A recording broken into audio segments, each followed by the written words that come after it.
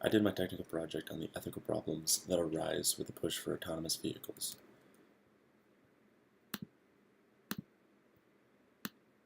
The decision-making process during an incident on the road are slowly moving from the operator to the car itself. This essentially means that the software in these vehicles must be robust enough to handle an unlimited amount of potential hazards on the road. The problems come into play when decisions have to be made about life-threatening and other serious injuries that could result from a crash. Many good things can come from a computer making such decisions, such as making those decisions faster and with more accuracy. These computers can make these decisions and react much faster than any human could. So the question now becomes, what decision is the right one to make? This thought goes back to the famous trolley problem. In a switch case, a driver trolley is heading towards 5 people who are stuck on the tracks and will be killed unless the trolley is redirected to a side track. You are standing next to a switch. If you pull the switch, the trolley is redirected to the side track and diverted away from the 5. The trouble is that on the side track there is another person, and this person will be killed if you pull the switch and redirect the train. In this situation, a person is making the decision, but the car would be making the decision for this example. Some might say that the car should choose to kill the 1 person as opposed to the 5, and some might say that it shouldn't do anything at all.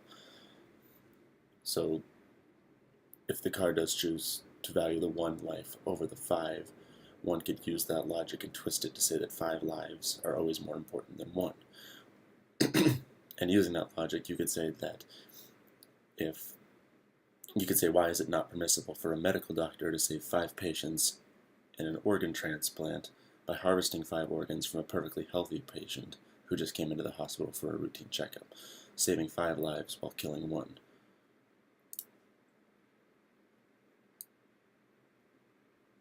So in order to make these complex decisions, software and hardware need to be precise enough to take into account all the potential factors when deciding, such as the age of the people involved, what is their health, what's their chance of living should this accident occur, are the people law-abiding, are they committing a crime at the moment, have they committed crimes in the past, is it more ethical to kill somebody who has committed a crime or over somebody who hasn't, how many people are involved with each route, and what are the road conditions like. So if the car swerved, if the road was wet, would it even have a chance? There's a lot of factors that go into whether or not the car actually makes that decision. So for an example, if a heavy truck suddenly appeared on the path of a self-driving car carrying 5 passengers, and in which the only way for the self-driving car to save the 5 appeared to swerve to the right, where it would kill an elderly person on a sidewalk. Some of the things to consider would be the speed of the truck, how many occupants are in each vehicle, how old is the man that you're going to kill, is he breaking the law, what are the road conditions like, can the car be stopped, can it swerve, what if the truck driver responds, how is he going to respond, and how will the car respond to that.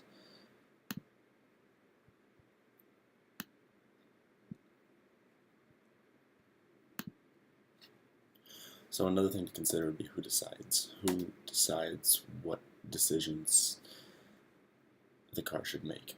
So is it up to the auto manufacturer? Is it up to the car owner itself? Or should it be regulated by some sort of state or national law? And then it goes into who is responsible if something does happen. Does the car owner take responsibility, the manufacturer? Is it faulty software? Should it be a case-by-case scenario?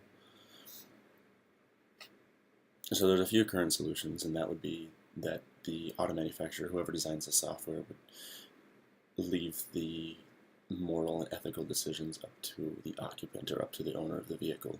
So when the